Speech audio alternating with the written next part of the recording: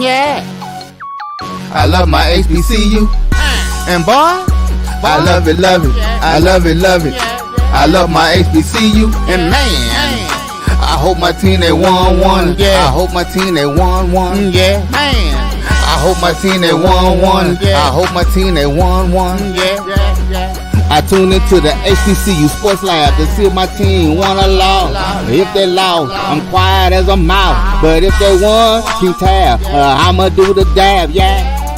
Dr. Cavil, he know what he be talking about. Mike and Charles, they know what they be talking about. They compress the analytic data with this hip hop. If you know them like I know them, they gon' tell you if your team, if they won or lost, and who the ball. So listen to Professor, yes sir, and pay attention, cause he gon' teach a lesson. This is Dr. Cavil's Inside the HBCU Sports Lab with Mike Washington and Charles Bishop. Mike Washington is on assignment, but I have none other than Charles Bishop ready to carry the show, and we may have a guest joining us in the second half, a guest that you all are very familiar with. We'll check to see if we can make that happen as well. But with that being said, welcome to episode 483 of Inside the HBCU Sports Lab radio show and podcast, the show that's covering the sporting HBCU dash for all things HBCU sports, for institutions large and small, from the NAIA to the NCAA. We share insights and information on the HBCU sports culture, HBCU athletic aesthetics to facilitate the story of HBCU athletic programs in the business of HBCU sports. I'm your host, Dr. Kenyatta Cavil, along with my co-host Mike Washington and Charles Bishop. We are filming from our home studios and sending a signal live. KSWA's 1230 AM studios with the Texas Radio Hall of Famer, multi-Hall of Famer, I must add, Ralph Cooper, in the beautiful home of Texas Southern University from Houston, Texas, where excellence in achievement is what we believe in. With that being said, we do have a little excellence going on the men's side, basketball, but we'll save that for a little later in the discussion.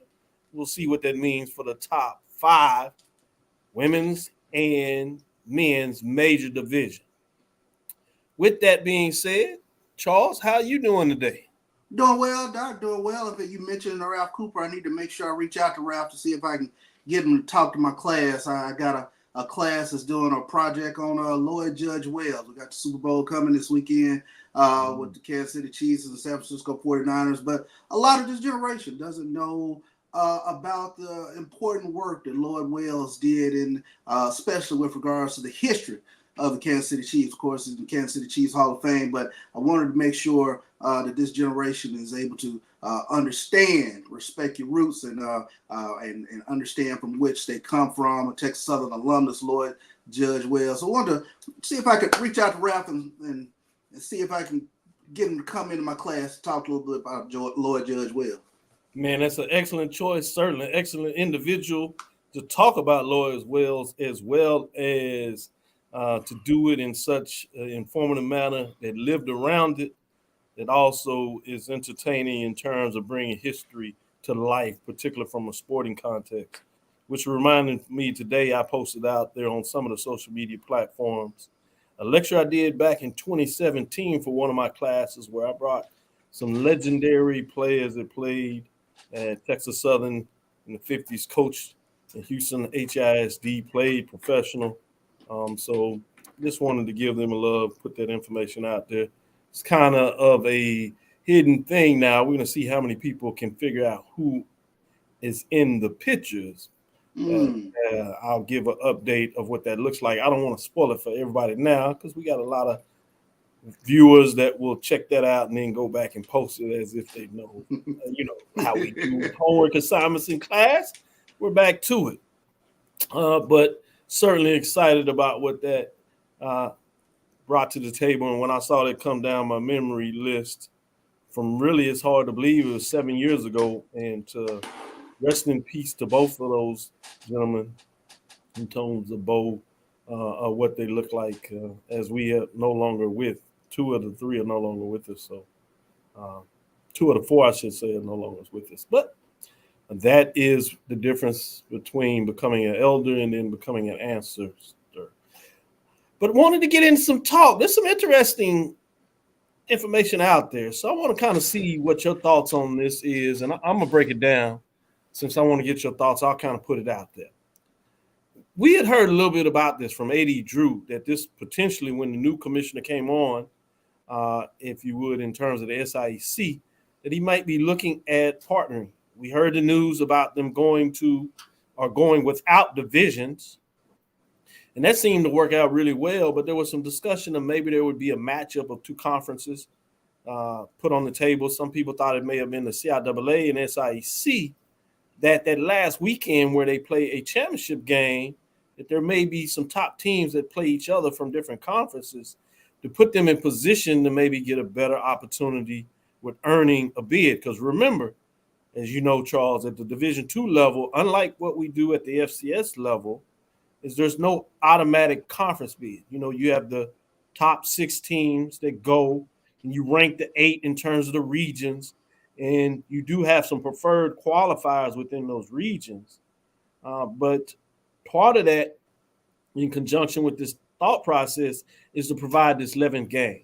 So let me get into it. The SIAC announces a 2-year football partnership with Conference Carolinas designed to increase NCAA Division II playoff berths for member institutions. Beginning in 2025, not this upcoming season, but the following, the SIAC will select 2 teams to play in Week 11 games against Conference Carolina opponents. Teams participating in the SIAC championship game will not be eligible to play in the Conference Carolina matchups, nor will their teams that play in their conference championship game. The agreement states that the SIAC institutions will host the Week 11 games in 2025, and Conference Carolina institutions will host a game the following year. Participants will be selected by conference commissioners at the conclusion of Week 10 games each year. Teams with a 500 record or better against Division II opponents will be given priority in the selection process for the Week 11 game.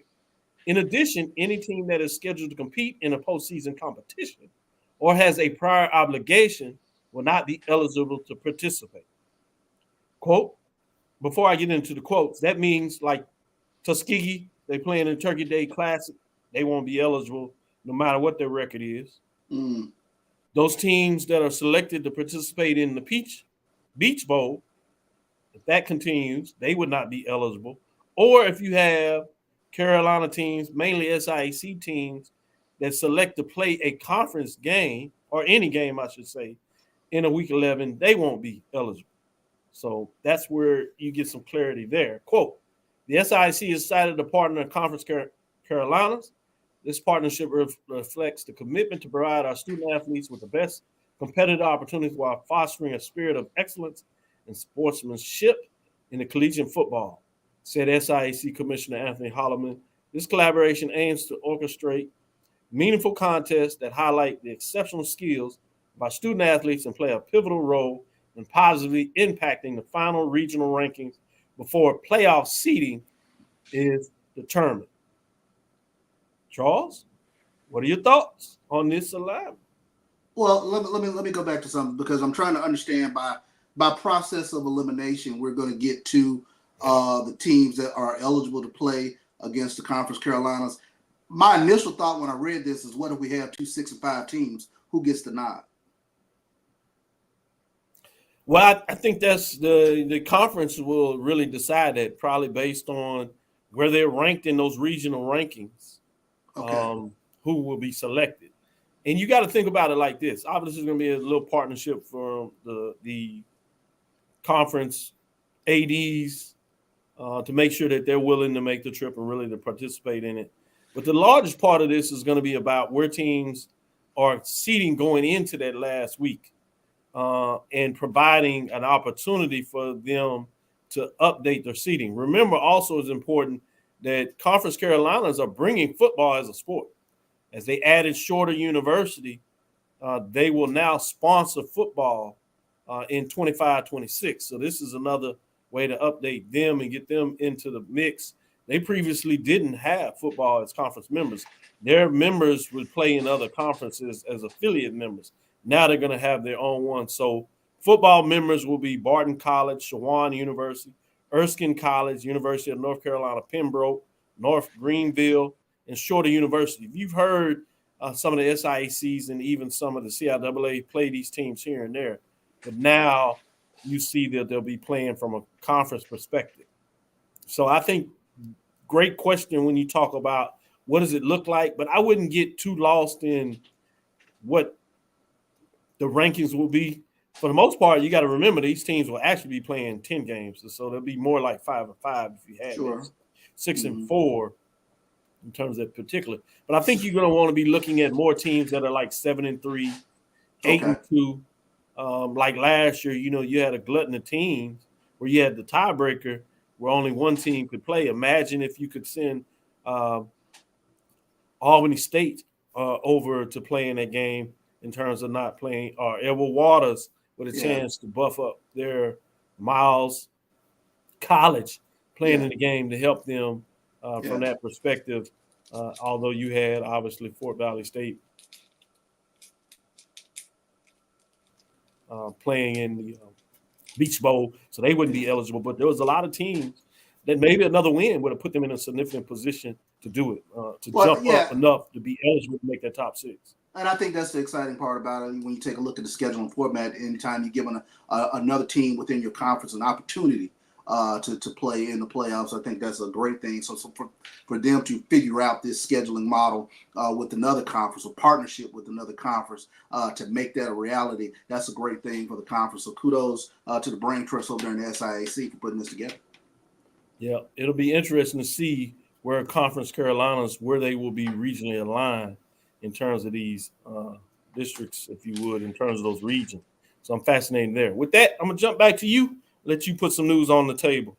Yeah, let me switch gears. Let's talk a little bit about basketball. SWAC men's basketball weekly honors for this past week. The SWAC has named Prairie A&M's Charles Smith IV and Trey Michael Moulton as his SWAC men's basketball players of the week for their impressive performance during this past week. Let's take a look at the players. As Smith, he led Prairie View in scoring during games against Texas Southern and UAPB this past week. He averaged 23 points for the week. During the past 2 outings, Smith was 7 of 9 from the floor against Texas Southern, highlighted by a 4 of 5 shooting from behind the arc. When we take a look at Trey Michael Moulton, he helped Grambling to a pair of victories over Jackson State and Alcorn this past week. The competition, he scored 19 points with 4 rebounds and 2 assists to secure the Invesco QQQ Legacy Classic MVP award as Grambling defeated Jackson State 70-62. Jackson State, they've lost 4 in a row now. But kudos to both Charles Smith IV and to Michael Moulton for being named SWAC men's basketball players of the week. Charles, did you get to see any of the QQQ Legacy Classic on TNT? If I did. So, which games did you watch and what were your thoughts? Of course, I paid attention to Jackson State and Grambling. That was a game, of course, that caught my eye. I caught a bit of Howard Hampton, but it was, an impressive showing again to be on TNT. I had a lot of people call and like, hey, is Jackson State on TNT today? Yes, Jackson State is on TNT today. So you had a lot of people tune in to catch the Tigers. And while I'm on the subject, kudos to the Sonic Boom of the South. Being in 3 places this past weekend. Drake concert, Vesco QQQ, and then they came back for the home game, and then they opened for Tabitha Brown in a book opening in Jackson, Mississippi. So Sonic Boom of the South, hey, they got it done. That is how you do it. They broke up the band, be it all different places at once. That's getting it done. Yeah, I have to give a shout out to that. That is impressive to make those things work. One, the coordination, but the brand availability that you had, a tight window to get everything out there and do it in such excellent fashion. That was a lot of kudos to what that looked like. The other thing that was big about the QQQ Legacy Classic was over 13,000 fans. Big. 2 years in a row. So that's something that, I got to wrap my hands around. I got to find to get up there and try to get some ideas of what is taking place up there. What is the environment that is creating significant attendance? Is it what they do marketing? Is there uniqueness in regards to not having HBCUs in that area? Is it the time of the year that is facilitating that there's that much more focus in basketball than you have in those non-conference games earlier, where, you have the Chris Paul, which is a significant event, but certainly difference in terms of the attendance, so I'm wondering, what about that location? I know the last time I've seen attendance at this level was back when you had the CIAA and the member North Carolina A&T playing against Central out of the CIAA, and then you had two other CIAA schools, including Johnson C. Smith, that was played on MLK weekend, that was played in a professional arena. They got up to 10, 11,000 folks in that event. So I'm curious about that January, February timeframe. What is the magic that seems to make that work? Obviously, you're talking about significant basketball areas that take basketball serious. Yeah. So I'm curious about what that looks like. And I'm also curious just in terms of the New York, New Jersey area, in terms of their hunger for HBCU athletics. I mean, this is historic. This goes back to Grambling and Morgan State and Yankee Stadium. And you bring it 50, 60 years forward to this Invesco QQQ Legacy Classic. And it makes you wonder about the thirst for HBCU athletics in New York, New Jersey. Yep. Then you have to, if you want to tie in football, as you talk about the legacy there, most recently you still have Morehouse and Howard playing in the Classic that has a really solid attendance with over 30-some thousand individuals. So you're absolutely right. I'm curious in terms of regionality, time of the year, all those kind of things, and got to kind of find a way to pinpoint that. So as much as I do research on the Celebration Bowl, looks like I'm going to have to put my head in there and find out what's going on with the QQQ Legacy Classic, because it is certainly a hot ticket out there. With that being said, I'd be remiss if I didn't give bowling some shout out, particularly the women. Southern women claims bowling regular season title out of the SWAC. Southern Jaguar team claimed the 2024 Southwestern Athletic Conference regular season. That is back-to-back for them as they're getting it done. Southern concluded regular season play with the 16-5 league record. The Jaguars, under the direction of head coach Barry Doyle, claimed back-to-back titles on Sunday at the SWAC East Roundup. Southern was led by Jalen Rogers, Nyla Wilson, and freshman standout Jeremiah Bolden, who each finished in the top 10 of the final individual rankings. The 2024 SWAC Bowling Tournament is set to be held March 22nd and through the 24th in Arlington, Texas at the Bowling ITCRC. So it'll be fascinating to see who comes back with the conference title in terms of what that looks like. I do have a bit of point that I got to shout out. My man, KJ Black. Yeah. Former quarterback, Hall of Fame quarterback, Prairie View A&M University, and with the rest of the team and Dr. Henry Frazier III. A lot of coaches were involved in getting it done. Northern was out there, defensive coordinator, putting in their work. And so a lot of people off that tree are putting in work too. But KJ Black from HBCU Game Day, Atlanta Falcons add former HBCU star coach KJ Black. He told me he was interviewing, so I certainly was sending up prayers, but he did in the work. KJ Black will be joining the Falcons football staff under Raheem Morris. If you've been under the moon, he was recently hired as the head coach for the Atlanta Falcons. Black spent the last 2 seasons as an assistant with the Los Angeles Rams, working with the team's quarterback. Along with Zach Robinson, he joined the Rams after participating with the Bill Walsh Diversity Coaching Fellowship in 2022. Black spent seasons at FAMU, as you know, under Coach Willie Simmons, 2019-2021. Helped FAMU win 18 games in those 2 seasons. The FAMU passing game improved 232.9 passing yards per game in 2018 to 291.1 passing yards per game in 2019. Black's first season with the quarterback Ryan Stanley. Additionally, teams' passing efficiency improved from 128.6 to 148.5. So you can tell his talents. As I said before that, he coached at Prairie View and brought home that 2009 SWAC championship in a 30-24 win over Alabama A&M. Was named MVP of the game. He passed for 4,187 yards and 35 touchdowns in 2 years with the program before going to play professionally. The oddity that faces with me, which is one of those trivia questions, KJ Black was part of, those seasons where they had winning the championship. But in those 2 years where he played for Prairie View, he never defeated Texas Southern University. Interesting. The key thing is Prairie View won both of those games. He never lost. Let me get that right now. He never lost. He never started in those games. First year, he didn't come into that third game where he played New Mexico and almost beat them. He started the rest of the way. And then his final year, he actually got hurt in the offseason, and they held him out in that game to make sure that he was healthy as possible for the rest of the year. And they still got it done. So he can't say that he did that. Of many things he did. He was on the roster, but he never got on the field. His face adorns the stadium, though. His other teammate, Whedon, has now officially been named the offensive coordinator for A&M under Bubba McDowell. So he was formerly, as you know, the years with Jackson State and Campbell getting a lot of the accolades. He was the offensive coordinator over there at Campbell Camels. So I'm fascinated to see what that looks like. A lot of people at Prairie View excited and quietly been wishing that to take place. You know, people always get excited when former football players, particularly the individuals that did as well as those two did, coming together. So fascinating to see what that look like. KJ helped beat JSU in the State Fair Classic in 2009, which hadn't been done in forever at that time. So good stuff. Good stuff there. With that, let's take our break. We'll come back on the other side, get into some more basketball talk. We'll talk about the top 5 major division for the women. We'll see what Charles says about my top 5. There's some changes, or maybe not. We'll see. Stick with us. We'll be right back after this break. If you think all pads are exactly the same, think again. This is Always Ultra Thins reinvented with the Always Triple Protection System.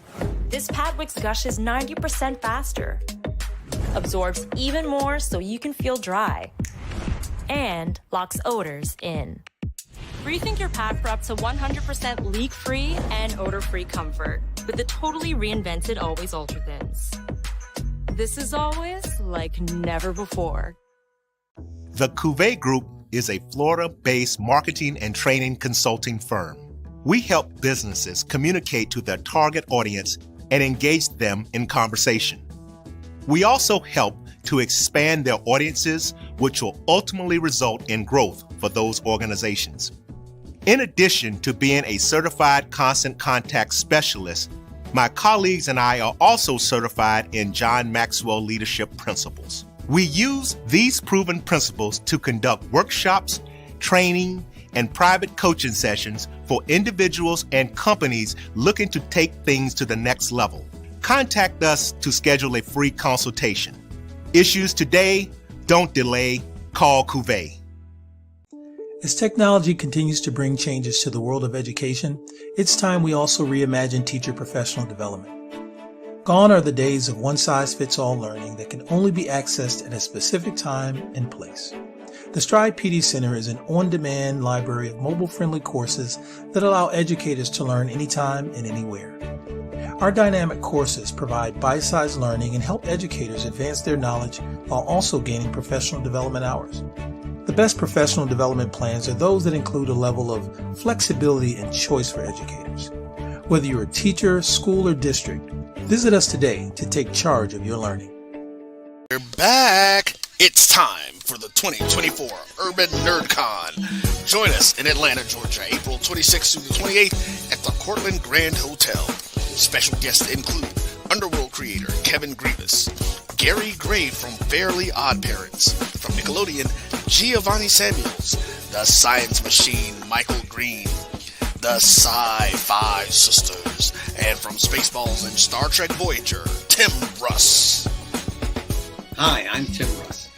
Join me April 26th through the 28th at the Cortland Grand Hotel in Atlanta, Georgia for the Urban NerdCon.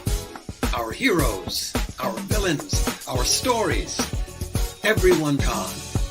I'll see you there. Live long and prosper.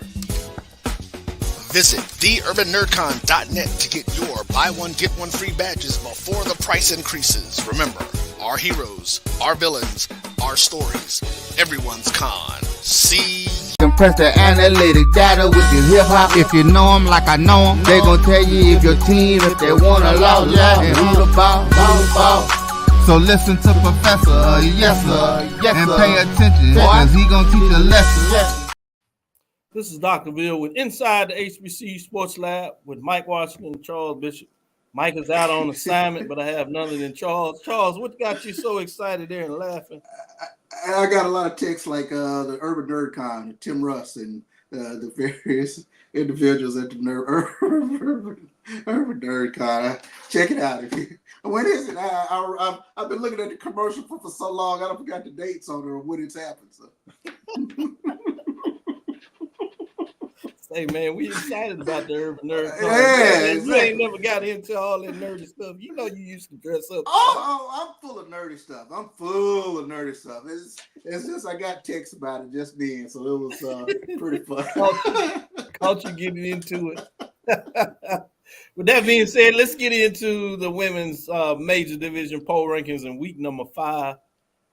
No changes in the top 5. I wanted to tease it out and make sure I was clear with that. Nobody dropped out, but there are some changes. Teams losing votes. So it'd be interesting to see what that looks like. Since there was no one dropping out, let's get into those receiving votes. Howard Bison, 8-13, 5-2. They won 2 big ball games this past weekend, playing some really good basketball, getting it done. They had a victory over Maryland Eastern Shore, 52-47. That was on Saturday. They come back on Monday and get a win over Delaware State, 69-57. So they continue to kind of bounce back. They have a record in conference play at 5-2, which has them a game behind, if you would, Norfolk State, and tied in a 3-way tie with North Carolina Central and Coppin State. So as we get halfway through the season, at 7 games, fascinating to see what the next 7 games look like, to see who comes out on top. But with that being said, let's get into the top 5 programs. As we said, these teams have been very consistent, so they are staying in the top 5, particularly on the women's side, starting with Grambling State Tigers, 12-8, 6-3. You did have a loss to Grambling as they faced Jackson State, which you certainly could understand what that came through in terms of the momentum that took place there. That was on Saturday while the men were up in Newark. You had the women at home getting it done. Jackson State wins that game 71-63.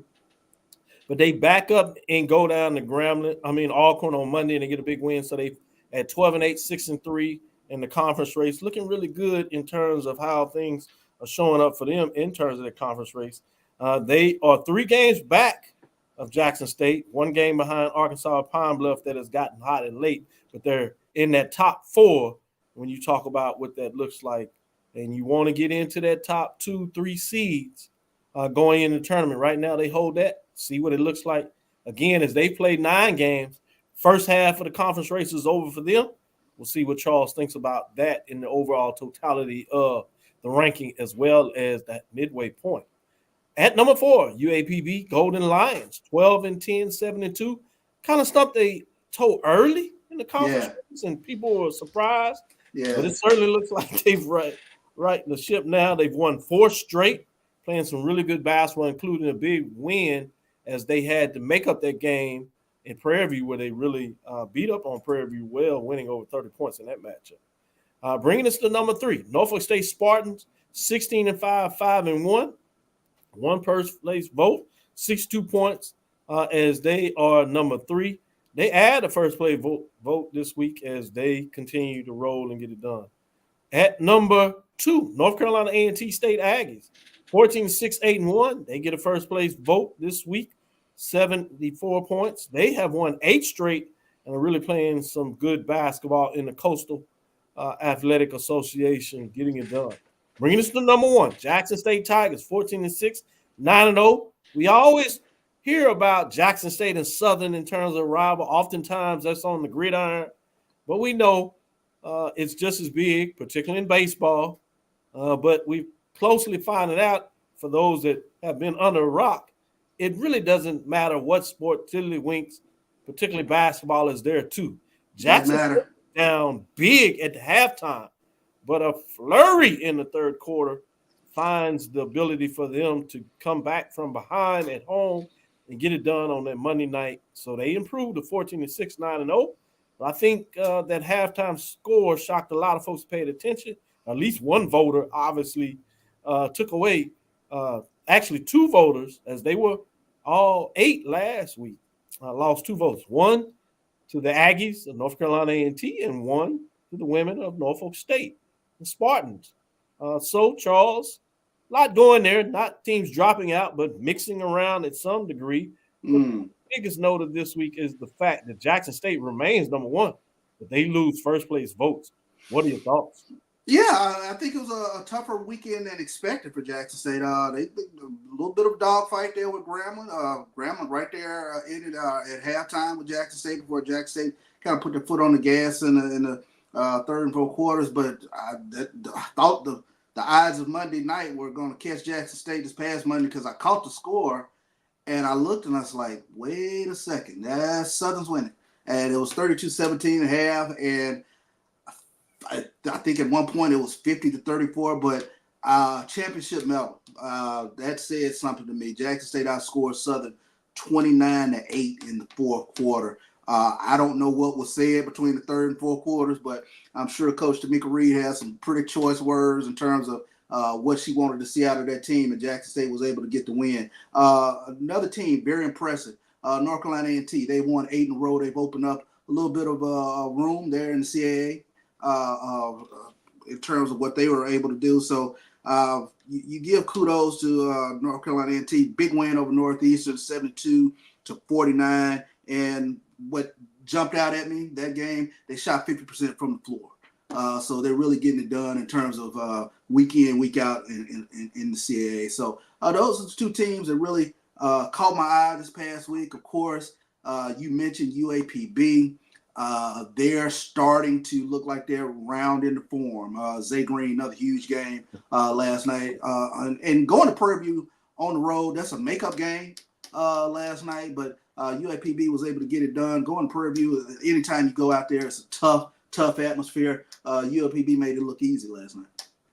Good stuff. Before we go to this next break, I love the point that you made because when you have that halftime score, as you said, 32-17, and a big part of that was in that second quarter where they were outscored 25-7. To come back, you're going to need a fourth quarter, like you mentioned, 29-8. And so fascinating as they were basically even in the third, 18-17. So 3 quarters, Southern was getting it done, but certainly was intriguing about what that looked like in terms of that. Good points when you talk about North Carolina A&T. They're tied for first place in the Colonial. I'm fascinating about that matchup that comes in March the 3rd, where you have A&T traveling to Stony Brook. That's going to be the only matchup they have of the year in terms of it. They only play once, so it may be the deciding factor of what that looks like. Both teams have one loss in terms of standing, and the closest team behind them are Monmouth, College of Charleston, as well as William and Mary, which are all 3 of them, I should say, are 2 games back. So keep our eyes on the Aggies. The ladies down there in North Carolina are getting it done. 2 straight 20-point victories from North Carolina A&T Lady Aggies. So that's huge. Getting it done. With that being said, let's take our next break and turn the page and get into the major division for the men. Itchy, squirmy, scratchy, family not getting clean? Get Charmin Ultra Strong. Go get 'em. It just cleans better. With a diamond weave texture, your family can use less while still getting clean. Goodbye, itchy squirm. Hello, cream bottom. We all go. Why not enjoy the go with Charmin? At Hampton Law, our primary goal is to provide non-traditional yet effective solutions and redefine the approach to client legal concerns. As your trusted legal advisor, we believe in sophisticated, personalized services that eliminate the confusion and complexity sometimes associated with legal matters. Our high standard for client care and concern, coupled with our extensive legal knowledge and skills, make Hampton Law a resource focused on the protection of the client's interest and overall goals. We value our clients and truly enjoy working with them. Visit thamptonlaw.com to conveniently schedule an appointment online.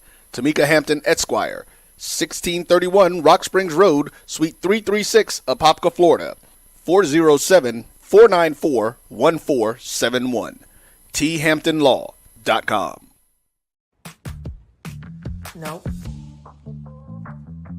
Nope. Come on, him? Ooh, I like him.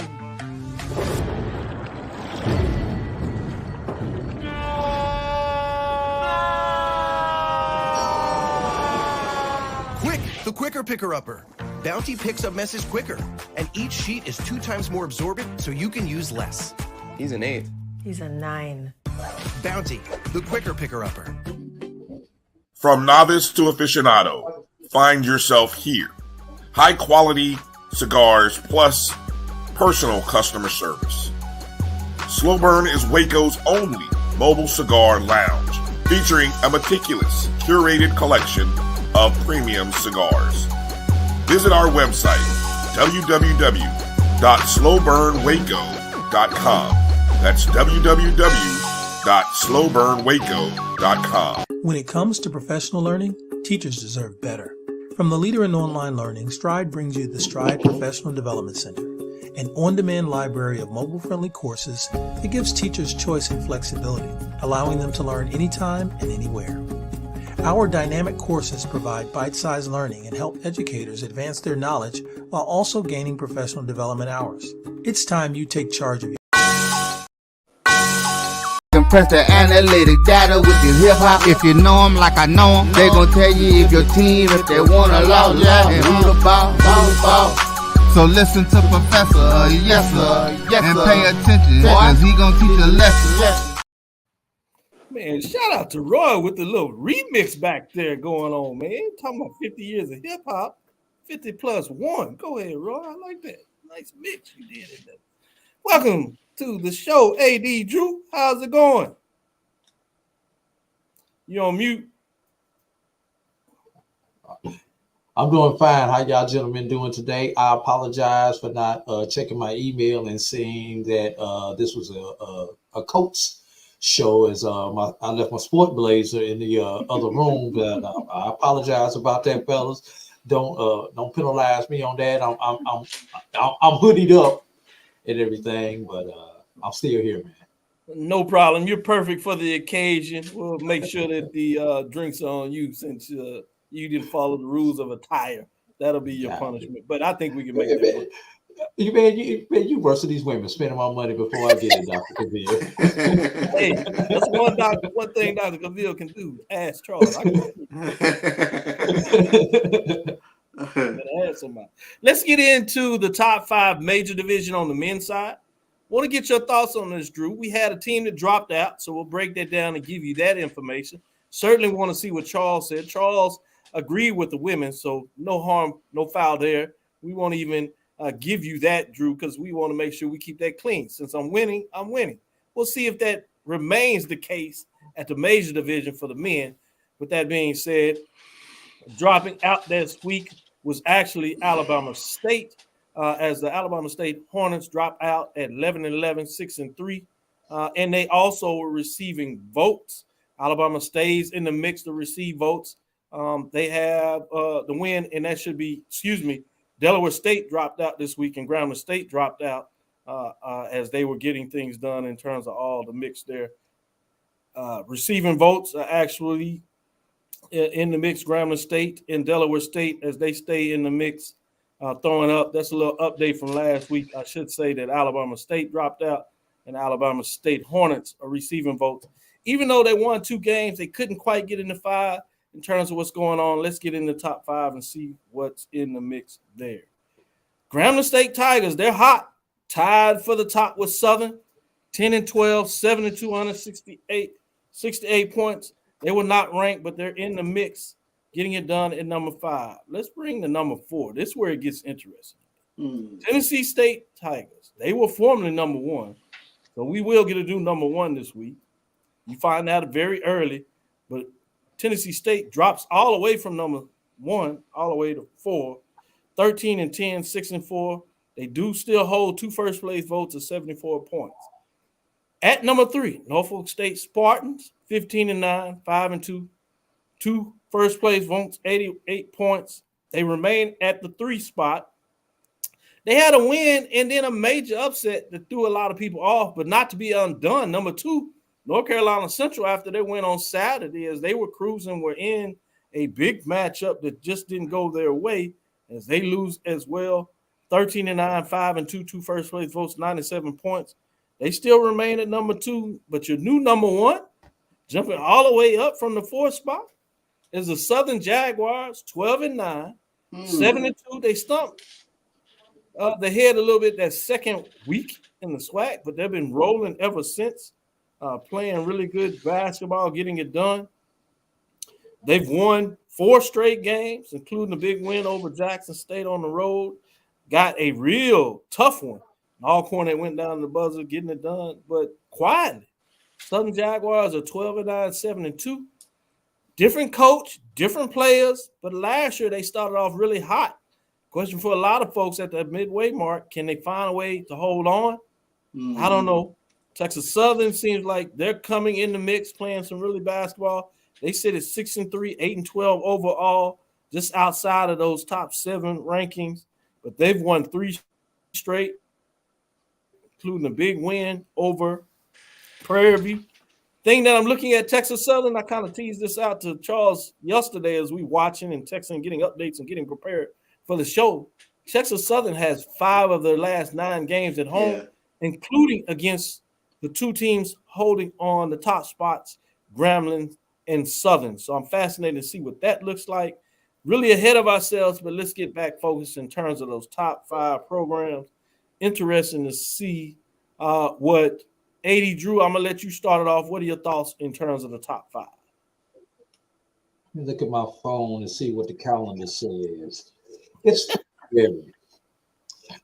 February, Super Bowl is now in February. Usually February is also the month that we start to see clarity when it comes to our conference standings in basketball, when it comes to HBCU conference.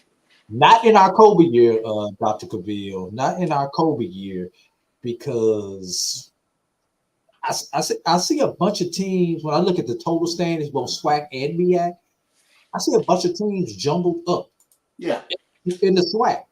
Everybody, with the exception of Florida A&M and Mississippi Valley State, is in the mix and can realistically get on a hot streak and win the regular season crown. And when you go over to the MEAC, pretty much the same thing. Everybody except Maryland Eastern Shore and Coppin State is within 3 games and within shouting distance of being able to overtake the top spot. This is a schedule flip, so everybody partially controls their own destiny. As far as your top 5, Dr. Cavil, I love the diversity of your top 5. Got 2 SWAC, 2 MEAC, and our OVC team. But the one thing I don't like is the fact that one of the teams that we have in here is upside down on the season, that being Grambling State. But you got to respect that 72 that's in conference. So that makes up for them starting off upside down and still being upside down at this point in February. So Dr. Ludacris, and I'm calling you Dr. Ludacris because all you do is win. You say you won on the first one. I think you actually won on this men's poll also, Dr. Cavil. Yeah. I like that. Dr. Ludacris, because I always win. That's correct. That's correct. Charles, what are your thoughts? This is setting up for a very topsy-turvy tournament, whether you're looking at the SWAC tournament or the MEAC tournament. Just looking at the standings right now, especially in the SWAC. The top 2 teams, they have a couple losses on the ledger. But you're taking a look at Alabama State, Texas Southern, both 6-3 in conference play. Then there's another tier, where Arkansas, Pine Bluff, Bethune-Cookman, they're 5-4, so they're above 500. But all have played decent ball and all have had some head-scratching losses. And the same thing, when I flip over and look at the MEAC, where everybody is bunched right beside each other. From Norfolk State at 5-2 in the conference, North Carolina Central 5-2 in the conference, then Howard and Morgan State and South Carolina State, all 4-3 right there in the conference. So, I mean, you really can't get a good grasp on a team that's sort of separating themselves. Kudos to Southern. Huge wins going to Alcorn on the road, getting the W. Jackson State, get the W against Jackson State without the leading scorer, Terry and Joseph. That was a huge win last night for the Southern Jaguars, and they're doing it with defense. You're talking about Southern in the top 3, I believe, in total defense in the SWAC, along right there with Grambling. So they're playing some great basketball, and it's February 6th. Let's see if who can start to kind of separate themselves here after Super Bowl Sunday. But will they separate themselves, or will this be one of those seasons where it really is going to depend on that matchup when you get to the tournament site? I mean, because everybody talks about that Texas 2-step, but that beach swing has gotten a couple of teams this year also. I mean, when teams have to do FAM and Bethune, in the SWAC, in the SWAC, and then the MEAC is just, it's not MEAC-ish, it's MEAC basketball. That's the best way to put it. MEAC basketball. Yeah, a lot of good teams. Yeah, a lot of good teams, and anybody, it pretty much in the MEAC, anybody could beat anybody on any given night, with the exception of, that bottom tier. So, is it going to be about matchups a month from now? Certain teams going to want to stay away from each other.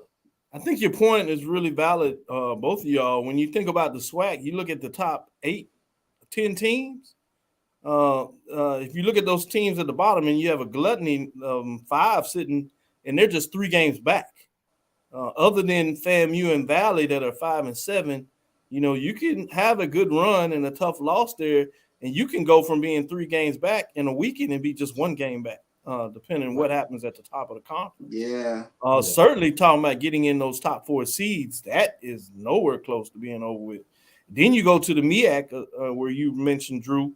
You can go to top 8. Even Coppin State, in terms of the men's side, they're 4 games back.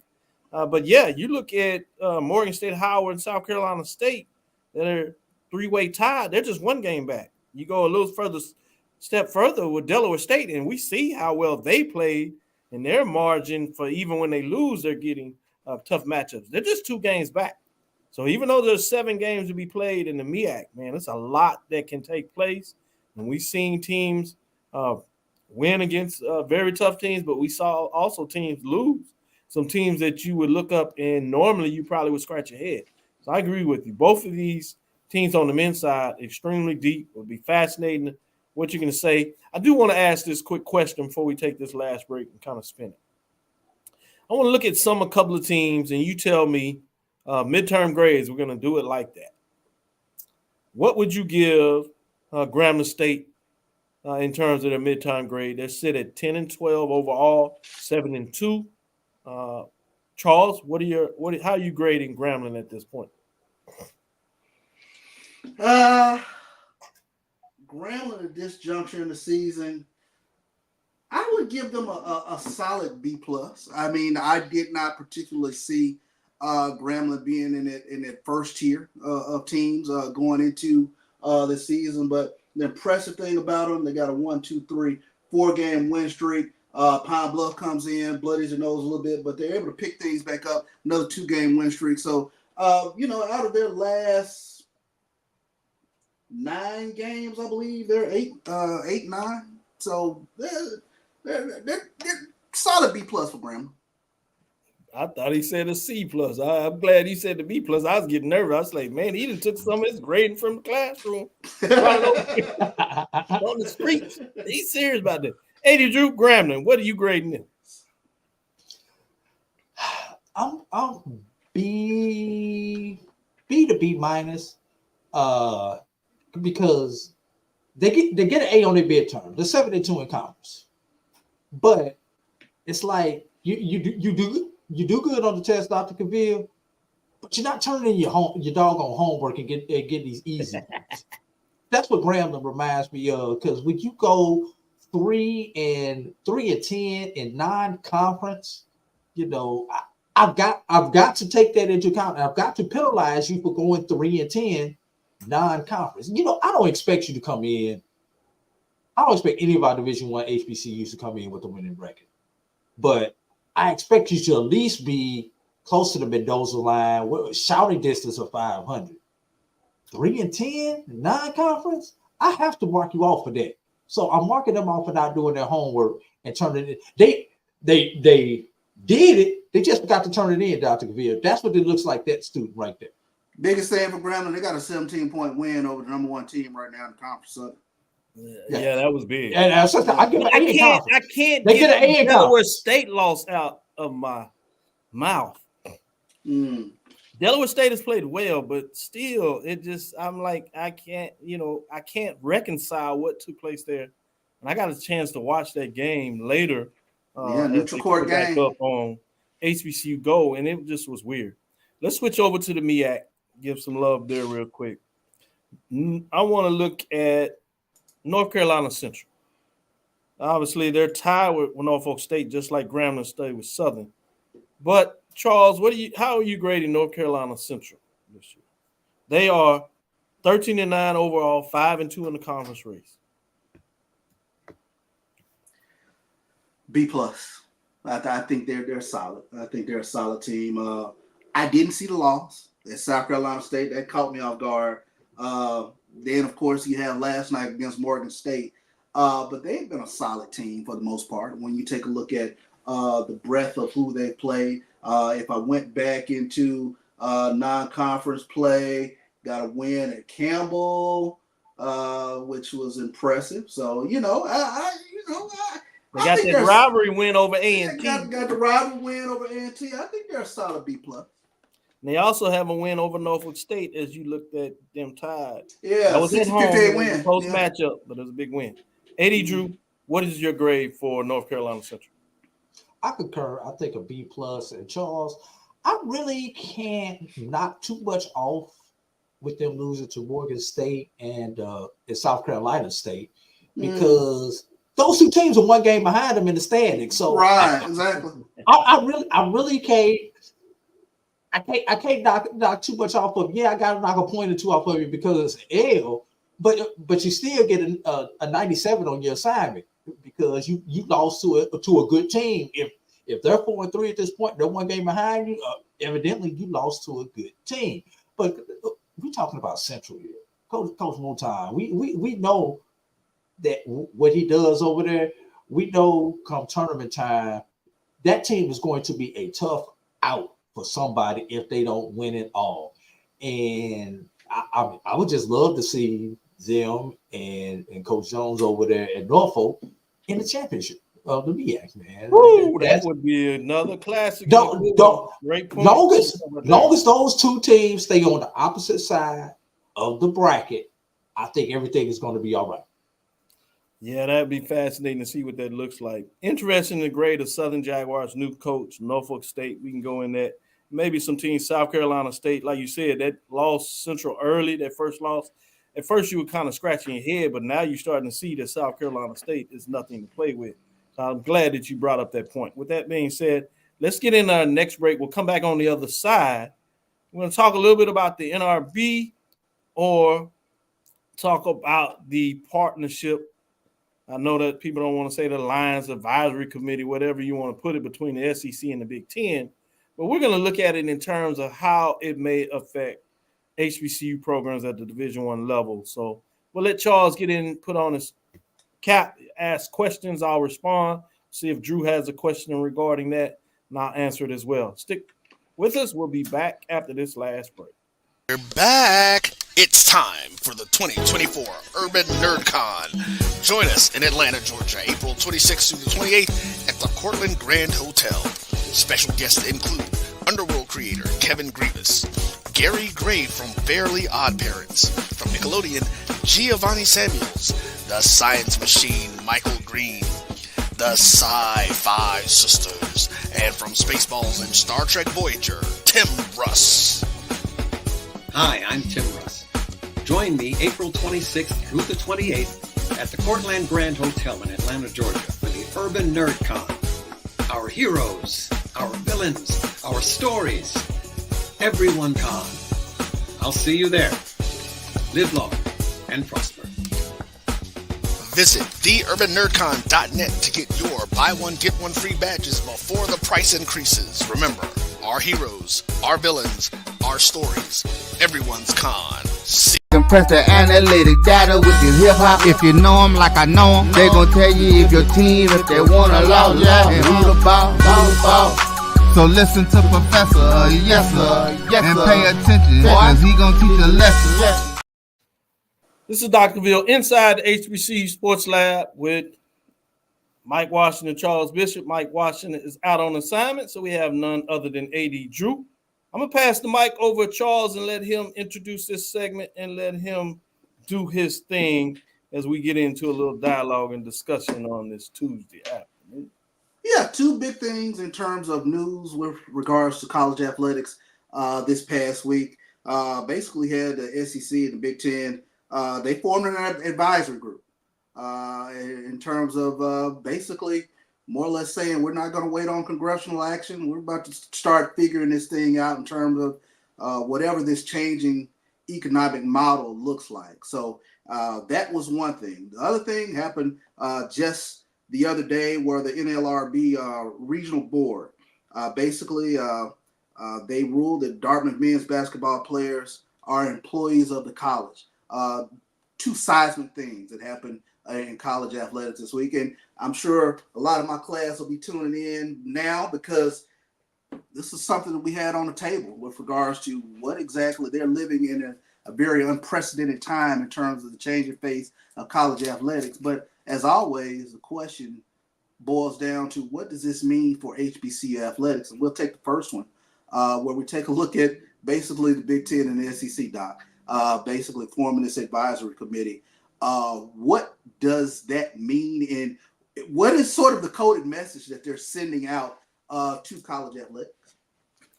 I know a lot of folks would like to jump on this train and talk about the fact that this is the end of the NCAA. I really cannot see that, particularly until 2036. And that's just one contract. That's the NCAA basketball contract. One of the things that makes it really challenging for these institutions to move out of here and leave, if you would, the NCAA is all the television contracts and how they are elongated and how they would affect. So I think this one is less likely to affect the HBCU programs at the FCS Division I level, particularly in terms of football, unless you see the continued desire to go to the FBS level, where we had to talk out of there. I think that becomes a little harder. And the reason I say that is not just this advisory group, but one of the things that we've seen them kind of come together is the fact when the ACC added SMU. Well, you also know they added Stanford and California, which were already what we refer to as the Power Five schools. So they were getting their allotment of money from the championship tournaments, the playoffs, CFP, right? And that was about $6 million. People may not realize that the G5, right, they were also getting money, but it was only about $1 million. Well, it came into question whether not only was SMU in trouble not getting the $1 million, it might not get any million. And they thought they were going to get that money. They had deferred the money from the television revenue of ACC, which was able to get them into the league. But it just came out that they will get some money, but it will not be the $6 million over this period of time. And so the good thing for them is just for this 2-year period. So if they can fix this conundrum they have with the playoffs about extending, where it looks like the ESPN is going to seek to have an 8-year contract, 6 additional years to these 2 last year. But the problem you have is with Washington and being on Washington State, I should say, that is part of the remaining 2 of the Pac-12 along with Oregon State. That president is on that committee, and they're not voting to expand. So you see this wrestling match. So it's not only about the governing rules of the NCAA, it's also about the CFP. And ultimately, what you heard me talk most about is the money. Who's going to get the money? Last thing I'll leave you with and let you know that this is about the money, but to show you exactly where. 80% of the money that comes from the contracts for the CFP goes to the Power 5 institutions. What you see the SEC and the Big Ten wanting to do is that if they expanded their conference, they don't want to split the money evenly. They want more of that money. So this is part of a tactic to show the power they have to try to control the CFP. In addition to that is the fact that they want to be able to start deciding how they're going to govern athletics. Even though they have a lot of power, this is about them having even more power. And I bring all that up in a long way to say that HBCUs, unfortunately, didn't have a lot of power in this dynamic. So it's hard to have a problem when you didn't have much seat at the table. It's not like they can take another seat away from you. They might take it away from somebody else, but you wasn't there already. So I don't see it being a large impediment to HBCU program. Drew, you wanted to follow up with a question on that? You're on mute.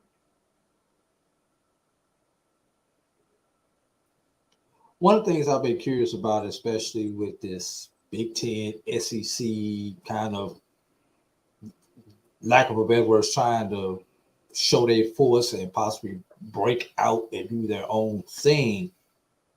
What about the bottom dwellers in those conferences?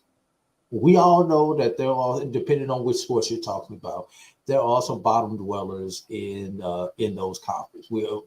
Football, you're talking to Vanderbilt, you're talking to Kentucky. You're possibly talking to Purdue in football in the Big Ten. What about those teams? Are they going to if they get what they want and they get to separate? Now, are they going to say the Alabamas and the Georgias, since y'all are the big names, and the Michigans and Ohio States, y'all get a bigger pot of this pot that we just separated from over here, because y'all the ones who are always in the playoffs and in the championship game, and we can get rid of the Vanderbilts and other people like that? Or do they keep those people around because you got to have a Virginia Lynchburg to beat, using the HBCU vernacular? And I like those GPAs with those bottom dwellers too. Oh, I love the GPAs. Did I say Northwestern? Charles, all academic today. Did I say Northwestern, Charles? I meant to say Northwestern. Yeah, you probably need to throw Northwestern in there. Yeah, I want to push this out with Emmett in regards to he hopes that HBCUs can get some of that money. Man, you talking about some of that CFP money, you can forget it. Oddly enough, people didn't realize that with the BCS Championship Series, remember those days? That's kind of a long iteration ago. Actually, the FCS schools actually got a pot of money. At the time, it was about $500,000 that went to the conference, and the conference split that in their distribution money, however they split it. When they formed the CFP, which gives you an indication that these folks like all the money. They don't want to give a share of nothing, little if anything. They actually took that out of the equation. So the FCS schools don't get any money. I used to call it hush money. That they would play nice and they wouldn't talk bad about them. They would give them some money. They don't even give them hush money anymore. They just tell them to get out the way. So I don't know. It's going to be strong, challenging. And to move up into this, you see how they just did SMU. So this takes a major wrinkle in regards to going to the Power 5 of trying to get into that mix. So I'm concerned with that. But back to the other part of A.D. Drew's question as he got into asking the framework of how this may affect the smaller institutions that are not very popular in football. The biggest thing they have is some of those institutions like Kentucky tend to be a little better in basketball. But the unique thing about the SEC, and you've seen this about the Big Ten, unlike what you saw in the Big 12, what you're seeing now in the ACC, where they created models where the programs that had more brand imagery and a bigger brand name, Texas A&M, and Oklahoma, and even Nebraska at the time in the Big 12 before two of those schools left, they used to have a larger percentage calculation. You see that now in the ACC with Clemson and Florida State as they're trying to find out a way to get a bigger piece of the pie. That's when you can start having the concerns where a conference was eventually fall apart, I would think. The unique thing about the SEC, they see the value in the school. That's different from us, fans, if you would. That have a problem with that. That's the same thing we see the talk, bring it back to HBCUs. You always have that question about Mississippi Valley State in regards to they be somewhere else. And I think as fans, that's some valid discussion, but it's way that the president see that. Even you see that with the MEAC previously, with those schools that were just playing basketball, folks had some concerns and saying maybe they should go somewhere else. Obviously, with other schools leaving, you've seen the value of those schools staying in the conference. You'll see more of that. But the same thing with the SWAC. The larger number of what the overall 12 teams brings more value overall in the negotiating deals than if you jettison and left them away. So I think we're way away from the super programs in football finding a way to come together. Again, this is, in my opinion, is not about leaving the NCAA. That's just talk that people like to put out there because it gets hits. But I can't do it. I'm going to tell you how I really see it in terms of what the numbers are. It's just too much money involved to try to jettison. It's, again, about finding a way to squeeze more blood from that turnip. So instead of having 80% SEC in the Big Ten, they want 85, 87, maybe 90% of that money, right? And so the other folks will have to figure their way with less money. And so that gap will become bigger, but I don't see them leaving the NCAA. Again, the biggest thing out there is the $1 billion from the basketball money. They're not just going to give that away, and they can't easily get out of that contract. But here's the one that has probably a little bit more effect from my perspective, and that was the National Labor Relations Board regional director just this past Monday ordered union election for the men's basketball team at Dartmouth, concluding that athletes are employees of the college within the meaning of the National Labor Relations Act. I had a lot of students ask today, what does that mean for us playing here in the SWAC? Are SWAC athletes able to unionize now? I think that's going to be a little more interesting. It's a ways off. You have some iterations, probably a year or two away. But if you take this in a more global approach, when Northwestern put it out there, it rang a lot of folks and scared a lot of folks. They won the first level. If people remember, they were defied at the appellate level, and they encumbered the votes, and nobody knew what they actually voted for, whether they supported it or not. So that was intriguing for the first thing. But at that time, I don't think the country, certainly the legal framework was not there. But you're starting to see the NCAA lose a lot, even at the Supreme Court level. So I think the appetite, particularly for the legal system, is more supportive than ever that this becomes realistic. One last thing I'll put out there. There is a lady that was involved in part of the 3 judges that did the case at Northwestern. She was in favor and saw them as employees. Well, guess what? As time has changed, it's my understanding that she has risen all the way up to number 2 in charge of the overall NRA association. She's number 2. And they say that she has even stronger convictions than she did at that time about college athletes being employees. So that's something that you can consider. Now, the unique thing is, that they're very, very strategic. They went to 2 private schools. You went to Northwestern first. They're over there doing some stuff at USC in the Pac-12, and now they're at Dartmouth. So there's a strategic plan that they're having charging private schools, which is easier to make the case. But if they make the case there, then the next part is the public schools. There is some wiggle room in there, but most people believe if they can get this case approved at the private schools, eventually it will go to the public schools. Quickly, some of the things that you would consider if this all comes to pass. The more important question is, what does this mean in terms of athletes? Could they unionize? Yes. What does it mean if they unionize? They would obviously form a union, meaning they have a voting structure, they have more say, which allows them to picket. We've already seen that in the SWAC.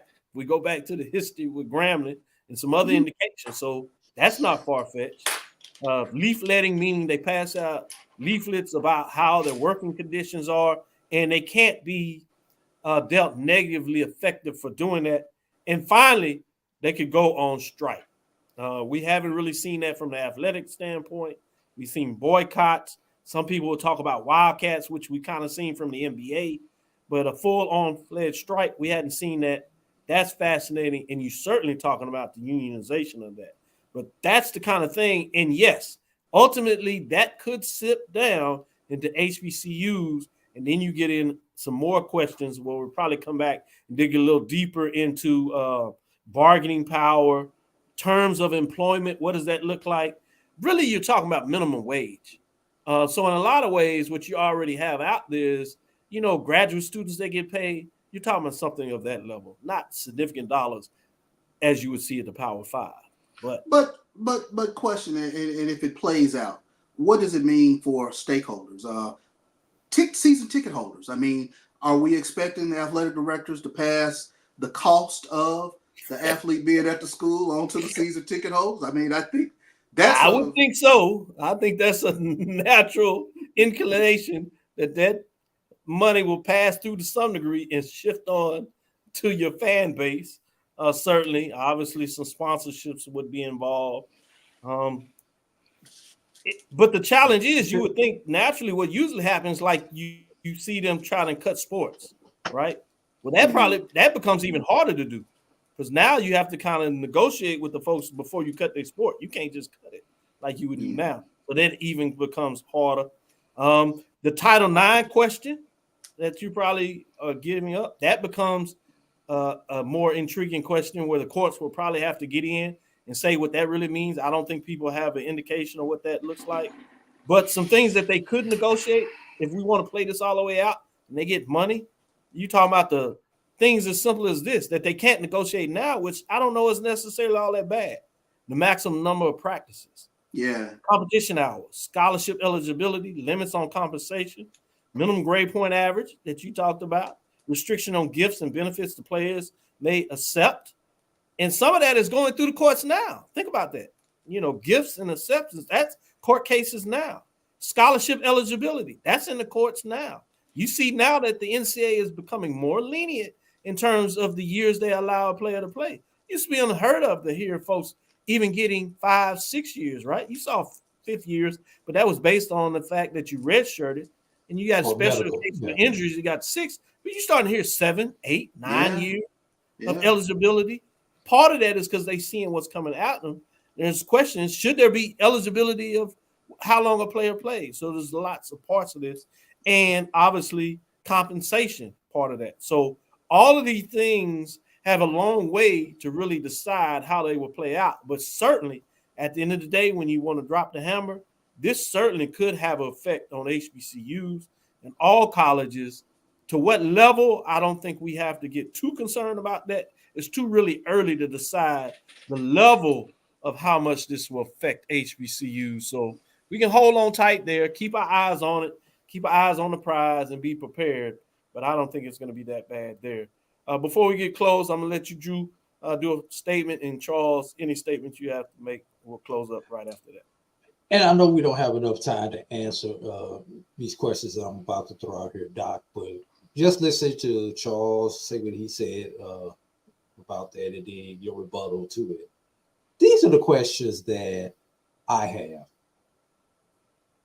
If my scholarship gets revoked or my sport gets cut, am I not eligible for unemployment since I'm an employee now? No. Number one, does the amount that my scholarship is worth go up depending on the state based upon state minimum wages, based upon the hours that I am required to go to class, practice, travel, etc., etc.? Does that go up even more? Overtime. These are certain things I'm thinking of. When you say employee, these are things that I think of. Do I get help? Do I get health benefits outside of being able to go see the train? No.